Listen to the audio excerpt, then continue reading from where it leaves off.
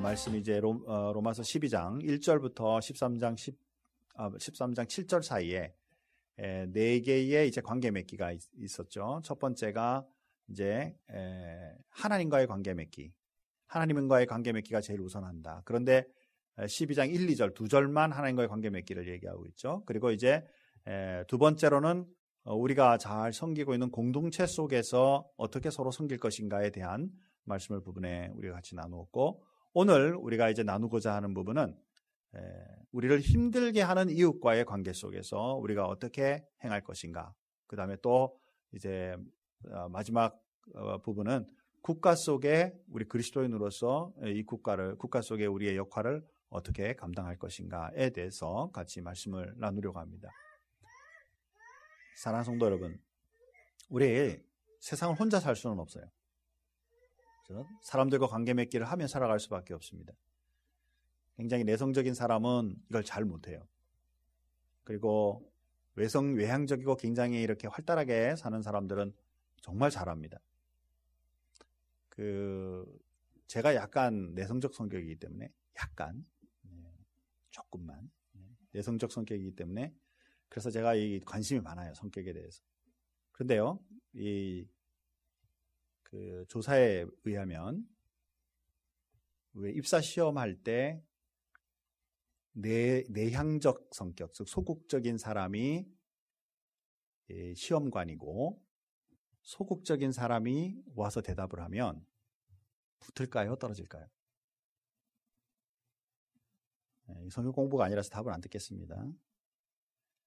소극적인 이 시험관이 굉장히 포지티브하고 적극적인 사람이 와서 시험을 보게 되면 거의 다 붙습니다. 이건 통계예요. 제 얘기 아닙니다.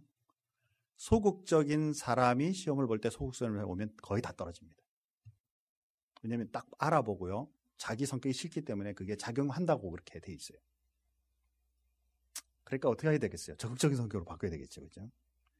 하지만 우리가 생각하는 것처럼 이 소극적인 성격이 적극적으로 바뀐다는 건 생각보다 쉽지 않죠. 하지만 우리가 살아가면서 분명히 이런 성격을 우리는 알고 있어요. 그리고 그것에 대해 본인 스스로가 좀 적극적으로 바뀌었으면 좋겠다라든가 난 너무 내대 이렇게, 그죠? 너무 나대는 것 같아 이런 스스로의 성격도 있을 수 있겠죠. 내 스스로 혼자서는 내성적이든 외향적이든 이거를 자기가 좀 오늘은 실수했네 이러면서 이제 자책할 수 있겠지만, 중요한 것은 살아가면서 이런 성격의 사람들과 같이 살면 부딪힘이 있다는 거예요.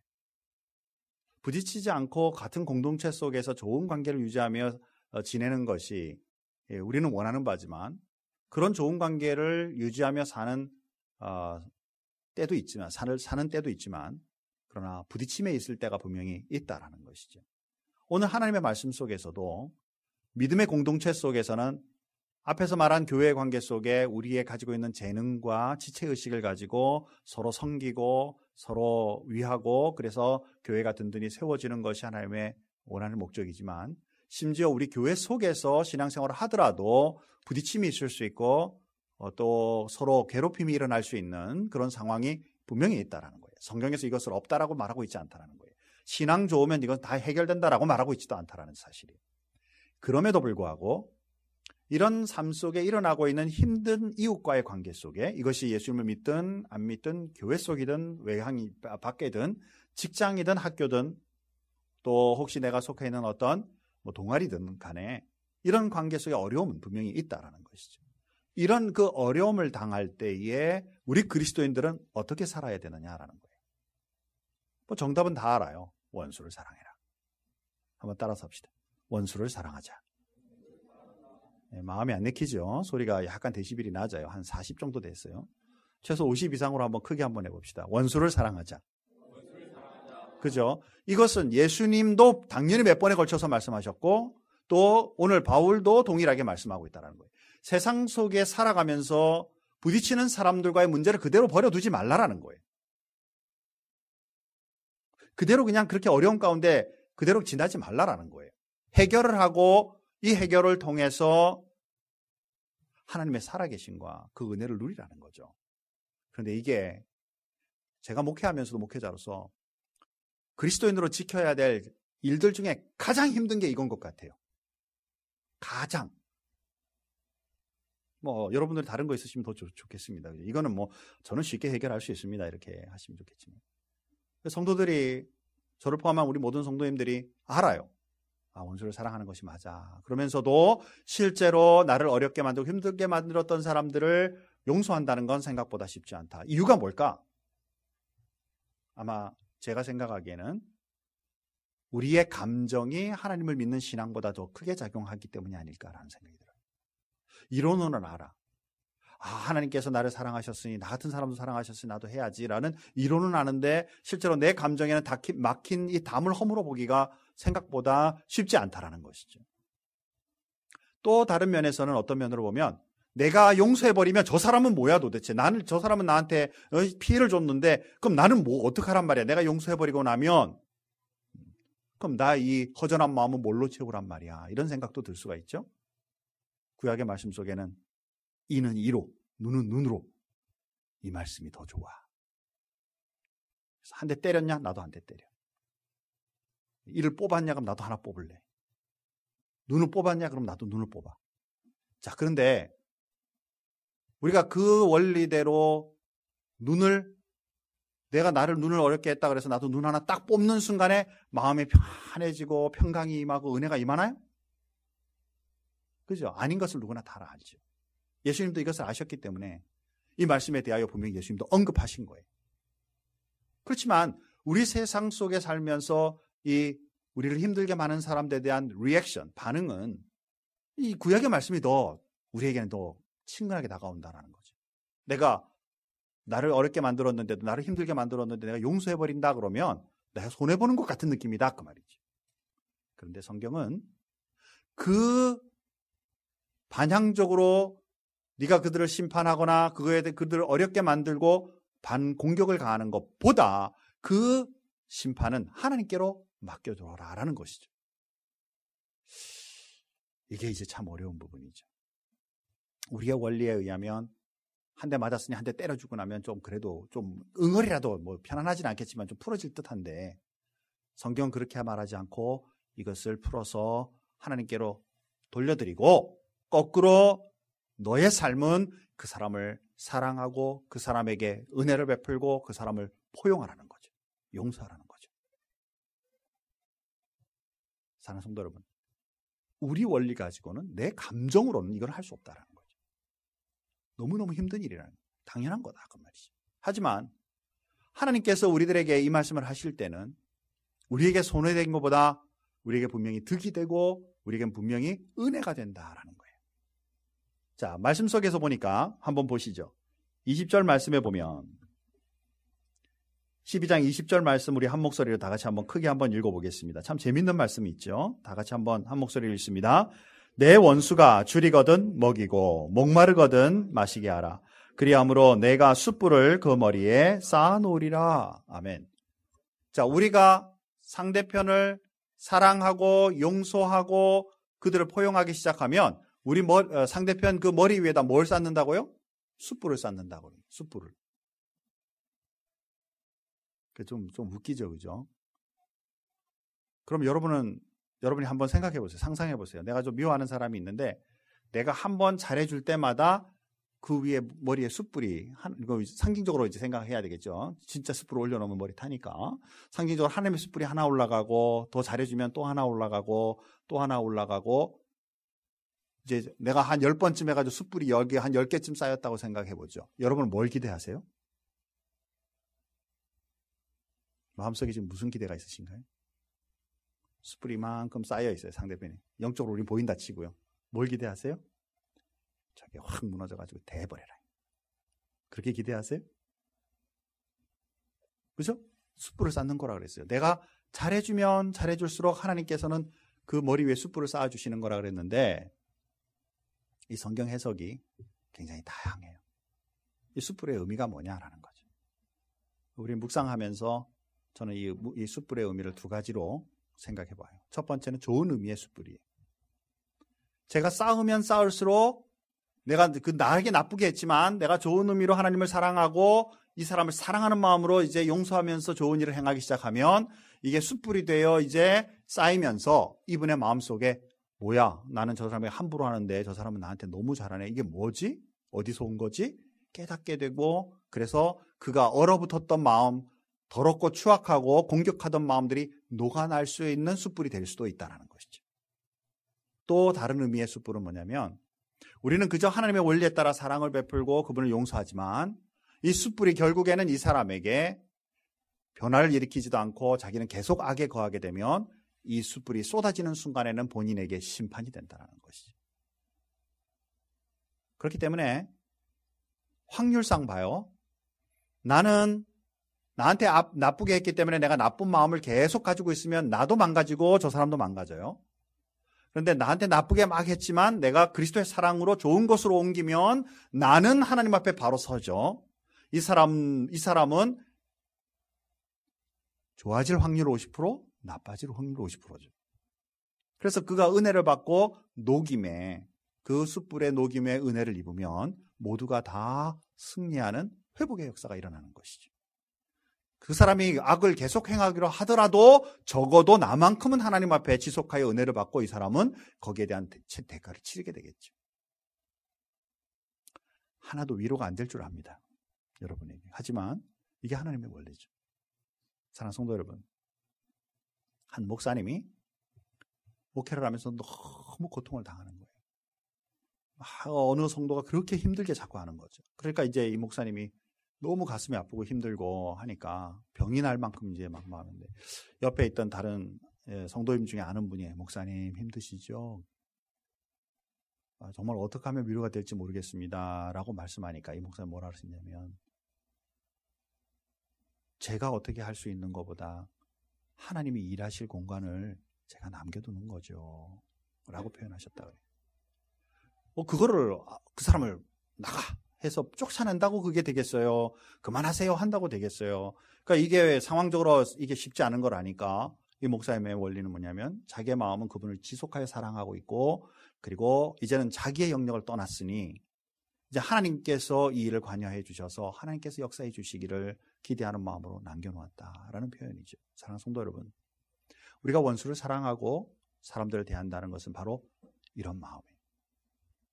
우리가 같이 반향하게 되면 우리도 망가진다는 거죠. 하나님의 원리에 따라 저 사람이 했기 때문에 나도 그랬어요라는 것이 통하지 않는다는 겁니다. 성경에서는 이것을 분명히 언급하고 있다는 것이죠. 성경의 좋은 예들로 예수님도 죽으실 때에 저들을 용서해 주십시오라고 말했고, 스데반 집사도 저들을 용서해 주십시오라고 말했지만, 우리 성경 가운데 아주 좋은 예가 하나 있는데, 묵상하면서 제가 생각하고 이 말씀을 같이 나눠야 되겠다 생각을 했는데요. 에서와 야곱의 케이스예요. 야곱은 아주 얌체 같은 사람이죠. 그리고 에서는 굉장히 좀 쿨하고 요즘으로 말하면 남성다운 사람이에요. 아마도 우리는 성경의 원리를 다 알고 있기 때문에 아마도 딱 보는 순간에 우리는 야곱이 더 좋다, 성경이 야곱이 더 좋다고 얘기했으니까. 그러나 인간적으로 여러분들이 두 사람을 딱 만나서 대화를 하면서 하다 보면 에서가 야곱보다 훨씬 더 우리한테는 좀 뭐랄까 멋지고 멋있는 사람일 수도 있을 수 있어요. 겉모습으로 보면 말이죠. 그러나 그의 겉모습의 이제 나쁜 점은 뭐냐면 하나님의 일을 좀 경시한 것이 좀 그렇죠. 그러나 남성적인 면이나 외향적이고 움직이는 면으로 보면 에서는 참 멋진 사람이죠. 또 야곱은 하나님을 사랑하기 때문에 우리가 인정을 하지만 또 개인적으로 보면 조금 내성적이고 내향적인 그런 사람인 것을 알 수 있어요. 형의 모든 일들이나 축복을 하나님이 보장했음에도 불구하고 야금야금 거짓말로 자기 것을 만들면서 결국 형하고 어떻게 됐어요? 부딪혔죠. 형제가 아니라도 부딪히고 형이 너무 화가 나기 때문에 죽인다 그랬죠. 이것 때문에 도망가서 오랫동안 타향살이를 하면서 20년이 지났습니다. 거기에서 하나님의 은혜로 와이프들도 얻게 되고 또 많은 양떼들을 얻게 돼서 부유함을 생겼죠. 에서는 에서대로 이제 생활하면서 부유함이 있었을 거예요. 그리고 이제 그의 동생 야곱이 온다는 것을 알고 에서도 마중을 나갔는데, 마중 나갔을 때 그냥 안 가고 성경에 보니까 400명의 군사를 이끌고 갔다 그랬어요. 우리는 모든 성경의 부분을 야곱 쪽에서만 보기 때문에 에서의 마음을 잘 읽어보지 않았는데, 우리가 묵상하면서 가만히 생각해 보면 다툼 속에 헤어진 형제가 20년 만에 만나는데, 다툼 속에 헤어진 형제들이 20년에 만날 때 가장 부담스러운 게 뭐였을까? 가장 좋은 게 뭐였을까? 가장 좋은 거는 아마 정말 오랜만에 동생을 본다는 것이고 형을 본다는 거겠지만 가장 부담스러운 것은 여전히 그 문제를 해결하지 않고 있다는 것이죠. 그렇기 때문에 출발하던 야곱도 중간마다 어떡하지? 형 만나면 난 죽을지도 모르는데 라는 불안감이 있었고, 실제로 이걸 위해 하나님 앞에 기도하면서 강가에서, 약복강가에서 천사와 씨름할 만큼의 고통의 시간을 보내게 되죠.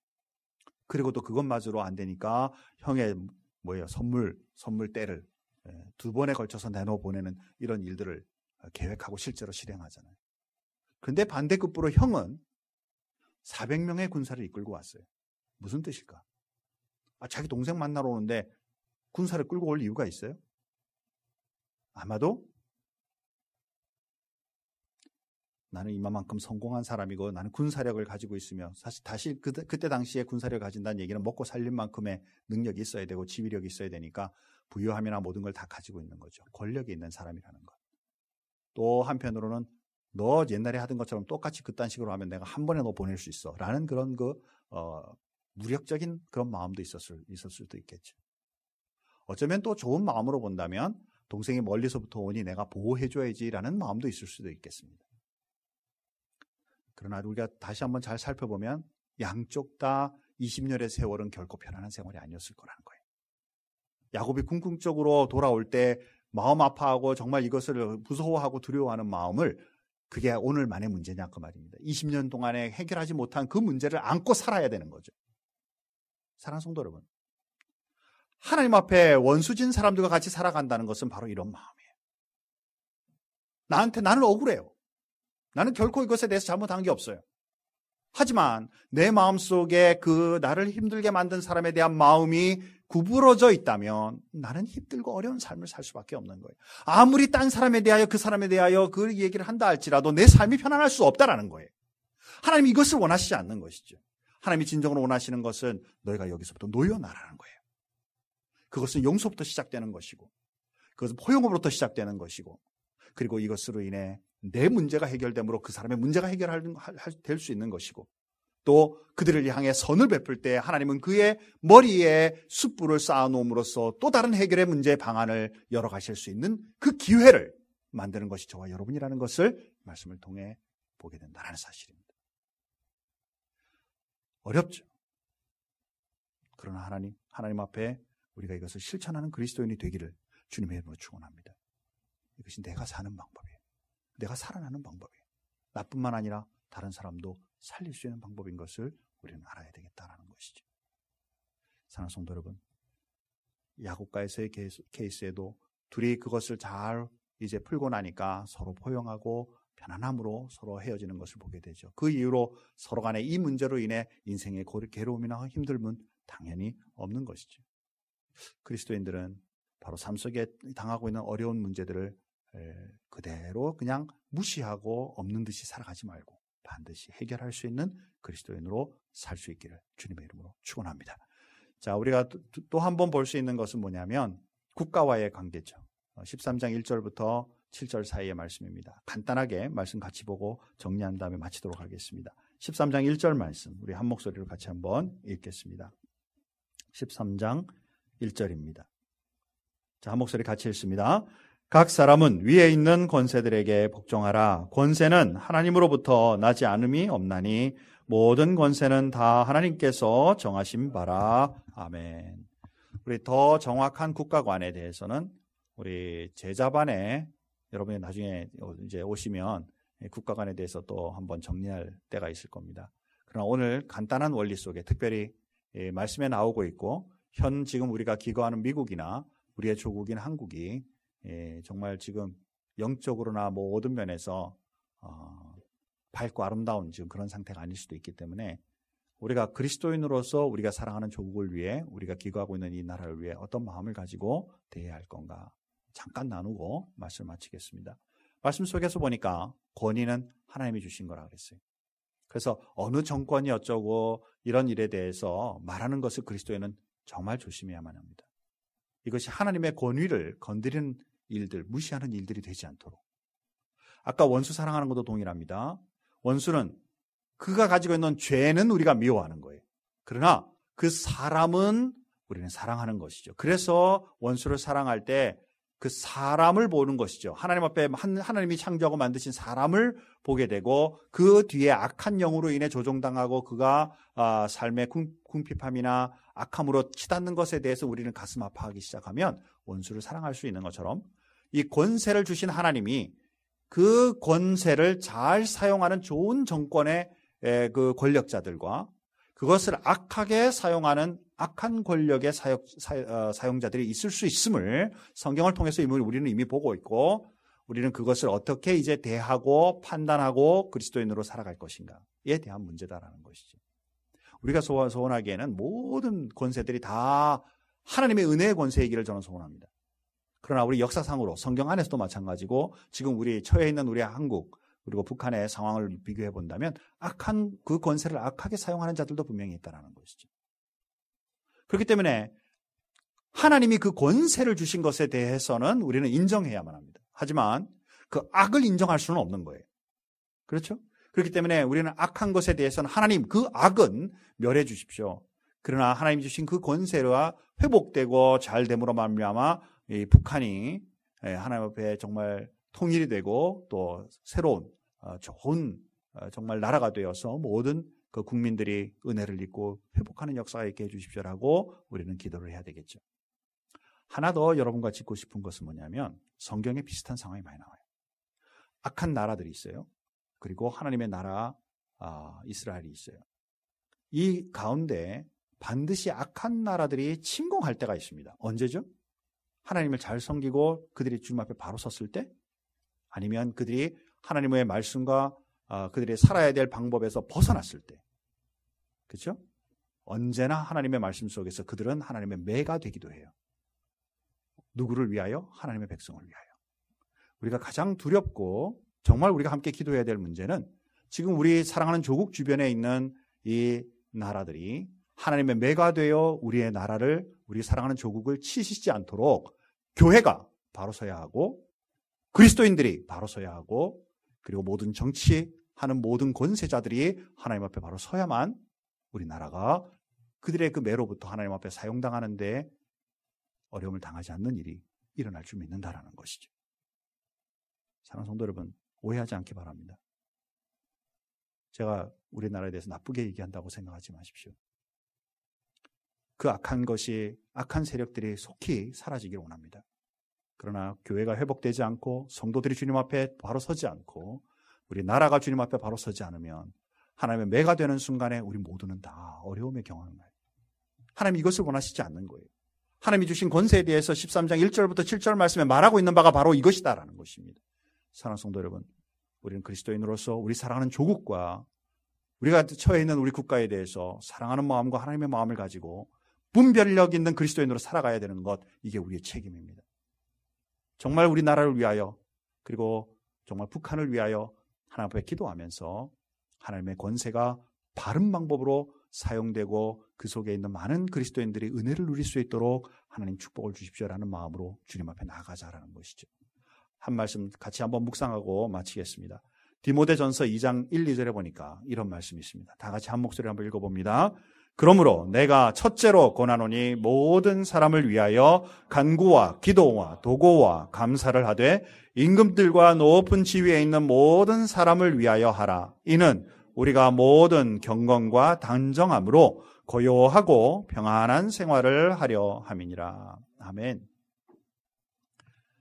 디모데전서는 바울이 사랑하는 그의 제자 디모데에게 앞으로 목회는 이렇게 하는 것이다 라는 것을 얘기하는 목회서신입니다. 특별히 2장 1절에 첫째로 라는 것은 무슨 뜻이냐면 가장 먼저 내가 너한테 지금 권면한다 라는 말이죠. 목회에 있어서 제일 먼저 권면을 한다면 뭘까라는 거예요. 그죠?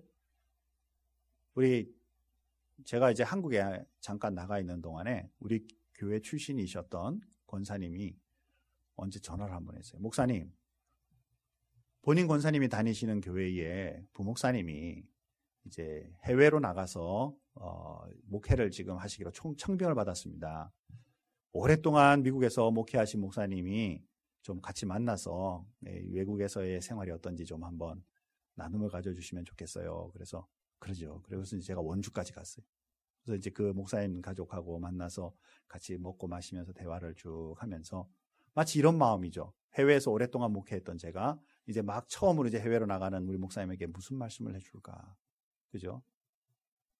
해외 생활은 이렇다. 뭐 여러 가지 말할 수 있겠죠. 교회 생활은 이렇고 대다수 교회들은 자기 건물 가진 교회보다는 빌려 예배 드리는 곳이 많다. 뭐 이런 얘기들을 이제 쭉 할 수 있겠죠. 디모데에게도 바울이 가장 사랑하고 정말 맨날 같이 오른팔 왼팔 역할을 하면서 같이 사역하는 이 디모데에게 제일 먼저 해주고 싶은 말이 뭘까라는 것입니다. 오늘 본문에서 뭐라고 말해요? 기도하라라는 거죠. 잘 보시면 기도가 여러 가지 표현으로 나타나고 있어요. 첫 번째 간구, 기도, 도고, 감사. 이 네 개 다 기도란 뜻이에요. 그죠? 지금 사랑하는 가장 가까운 디모데에게 하는 말씀입니다. 간구라는 말은 요청이에요. 우리의 목회하다 보면 필요한 모든 부분을 요청의 기도를 드려라. 기도, 통상적인 우리의 생활 속에 하는 일반적인 기도를 말하죠. 도고, 어려움을 당할 때 하나님의 해결줌을 주십시오라고 말하는 기도죠. 감사, 하나님께서 베푸신 것에 대한 축복에 반응하는 기도입니다. 이것이 내 자신을 위하여 기도하라가 아니라 주변에 있는 사람과, 특별히 2절에 보니까 지도자들에 대해서, 지위에 있는 사람들에 대하여 기도해라 라고 말하죠. 저와 여러분 그리스도인들은 반드시 이 부분을 우리는 꼭 지켜야만 합니다. 내 생활 가운데 나만을 위한 기도가 아니라 우리 지도자들과 우리 국가 속의 이 모든 사람을 다스리는 자들의 그 권세를 제대로 사용할 수 있도록 하나님 역사해 주시기를 위하여 우리는 기도하고 주님 앞에 간구해야 될 필요가 있는 거죠. 이것으로 인해 그 다음 말씀의 맨 아래 보면 이렇게 말합니다. 고요하고 평안한 생활을 하려 합니다. 그 권세가 하나님 앞에 제대로 사용되게 되면 고요함이라는 것은 외적으로 누린 우리의 축복이에요. 평안함이란 말은 우리 내면의 속에 누리는 것입니다. 그렇죠? 지금 소위 지금 여기에 저보다 나이가 많은 분이 없어서 제가 대학생 이후로 1980년 이후로 지금까지 지금 2016년까지 오는 동안에 우리나라가 한 번이라도 고요한 적이 있었는가를 생각해 봐요. 군사정권이 있을 때 문민정부 들어오면 될 거라고 생각했어요. 문민정부 들어오면 이제는 민주국가가 될 거라고 생각했지만 아직까지도 데모 한 번도 없는 적이 없었고, 그죠? 이슈 끝나면 K스포츠 나타나고, K스포츠 나타나면 또 뭐가 나타나겠죠? 뭐가 나타나고, 계속 하면서 국민들의 마음은 자꾸 동요되죠. 고요하지 않다 그 말이에요. 신앙의 생활도 평안하지 않다 그 말이에요. 하나님 앞에 우리가 말씀을 붙잡고 그리스도인으로 하나님을 믿고 있는 믿음의 사람들이 우리 나라가 고요하고 우리의 신앙의 생활이 고요하고 평강으로 하나님의 은혜를 누리기 위해서는 우리가 먼저 기도하는 사람이 되어야 한다는 거죠. 무엇을 놓고 기도할 것인가? 그렇죠? 정확하게 분별을 해야 되죠. 세상의 사람들처럼 이렇다 저렇다라는 얘기들만 듣고 그냥 기도하는 것이 아니라 정확하게 하나님의 시각으로 우리 나라를 바라보고 우리가 기거하고 있는 미국을 바라보고 하나님의 말씀에 어긋난 부분이 무엇이며 정확하게 잘 가고 있는 부분이 무엇인지를 분별할 줄 알아야 하나님 앞에 제대로 기도하는 그리스도인이 되는 줄 믿는다 그 말입니다. 그래야지 우리 사랑하는 조국이 산다고 저는 생각합니다. 우리가 기거하고 있는 미국이 하나님 앞에 바로 서는 나라가 될 줄 믿는다라는 것이죠. 사랑하는 성도 여러분, 정말 저와 여러분의 삶 속에 하나님의 말씀으로 무장되어 우리 조국을 사랑하는, 정말 우리가 기거한 나라를 사랑하며 그들을 위하여 기도하는 그리스도인이 되기를 주님의 이름으로 축원합니다. 말씀의 능력자가 되자. 기도의 능력자가 되자. 이것이 그리스도인의 세상 속에서 감당해야 될 제도로의 관계 맺음인 것을 저는 믿습니다. 이제 앞으로 우리 조국을 위하여 얘기할 때 말 조심하시기 바랍니다. 박 대통령님 이래도 될 걸 박 여사께서 이러면 안 된다고 말이에요. 그죠? 함부로 비하하는 말들을 해서는 안 된다고 말이죠. 정말 주님께서 세우신 그 권위자들을 정말 사랑하는 마음으로 주님 앞에 그들이 바로 서기를 위해 기도하며 나아가는 그리스도인의 삶을 적어도 이번 한 주간만이라도 실천하며 주님 앞에 나아갈 수 있는 저와 여러분이 삶이 되기를 주님의 이름으로 축원합니다. 같이 한번 기도하겠습니다. 하나님 아버지, 은혜와 사랑을 감사합니다. 오늘 말씀을 통해서 우리 개개인의 삶 속에 어려움을 주는 사람들과 또 우리 사랑하는 조국을 위해서, 우리가 기거하고 있는 나라를 위해서 함께 생각해 보았습니다. 말씀의 원리를 따라 살아가는 사람들이 되게 하여 주시고, 하나님의 말씀에 근거하여 분별력을 가진 사람들이 되게 은혜를 베풀어 주시고, 우리의 삶의 시간을 내어서 하나님 앞에 기도하며 간구하며 도구로 감사로 나아갈 수 있는 그리스도인들이 될 수 있도록 하나님 축복해 주옵소서. 우리로 통하여 나라가 변화되고 권력과 권세를 가진 사람들이 주님을 두려워하는 그런 일들이 일어날 수 있게 하나님 인도해 주옵소서. 하나님, 우리 큰빛교회가 이 지역과 세상 세계를 향하여 하나님의 말씀을 증거하는 귀한 교회로 제대로 성장할 수 있도록 이 교회 또한 축복하여 주옵소서. 감사하며 예수님의 이름으로 기도하옵나이다. 아멘.